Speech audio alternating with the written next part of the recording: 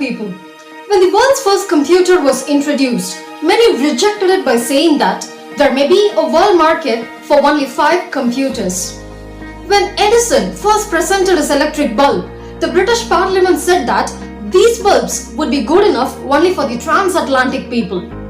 People would soon get tired staring at these plywood boxes every night. This was how the world reacted to the first television. All these game-changing inventions were initially rejected by people because back then people did not dare to imagine the unimaginable.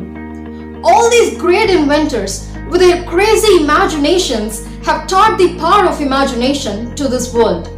Daring to imagine is the first step to attain eternal glory. If you would like to witness what a wild imagination would be like, kindly watch the movie Zootopia. This movie takes us to an imaginary city called Zootropolis. In the city, all animals live together. Predators and prey live in harmony in the city. All the animals of the city have become so civilized. They've become so evolved, and so they don't hunt each other. The makers of this movie were inspired to create such a city after watching predators and prey drinking water together at a watering hole in Kenya. The imagination of the makers doesn't stop here.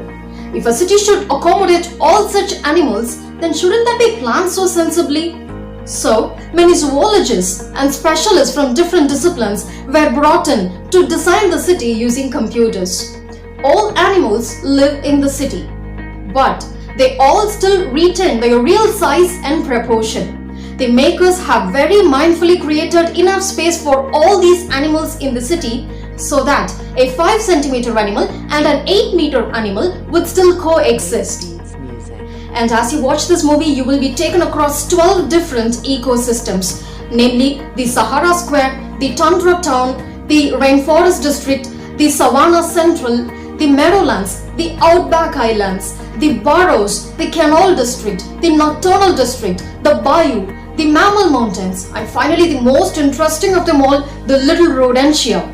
People, how many times and how long have we studied about these ecosystems in our geography classes, but still remembering them is an onerous task for us even today. Watch this movie and you'll definitely start developing an interest to learn more about these ecosystems.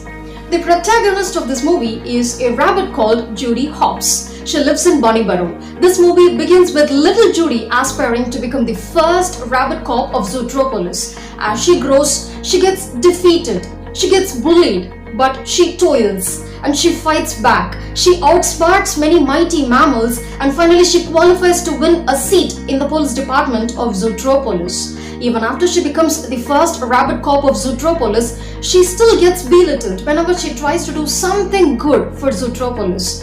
The makers of this movie spoke to many women. They spoke to many female police officers to understand the struggles that they face in their professions. So all these scenes of Judy are a reflection of how the society reacts to working women.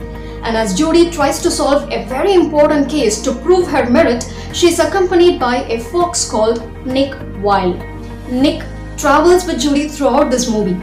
A fox and a bunny. What a funny combination it is. If Judy is very ambitious, Nick is carefree. And Nick bears the great responsibility of adding humor into this movie. And in almost all the scenes that he comes, he never misses to leave us in splits. And this movie has got loads of satire in it. So one scene in which satire is very obviously visible would be the scene in which Nick and Judy go to a government office to get a detail. Hilariously, all the employees of that office are sloths. As you watch the scene, do not miss to notice the expressions of Nick as he irritates and smiles at an exhausted Judy who waits for one full day to get one piece of information from those lazy sloths. Actually, the slow pace at which works get done in our government offices are compared to the laziness of sloths in that scene. And also the mayor of Zootropolis is a lion and he has a sheep as his assistant. A lion has a sheep with him, and as he says, he does that so that he would get all the votes of the sheep population. What a satire it is on our politicians. Throughout this movie, Nick reminds Judy about one point. He says, despite all our efforts, it is impossible to come out of the boxes that the society has put us into. But Judy proves him wrong. She makes him realize that anyone could become anything. And she very successfully realizes her dream of making this world a better place to live. So people kindly watch this movie to pay respect to the efforts of the makers of this movie to have created such an amazing city, and also enjoy its humor. And please do watch this movie to get all the invaluable morals that this movie proffers. I thank you.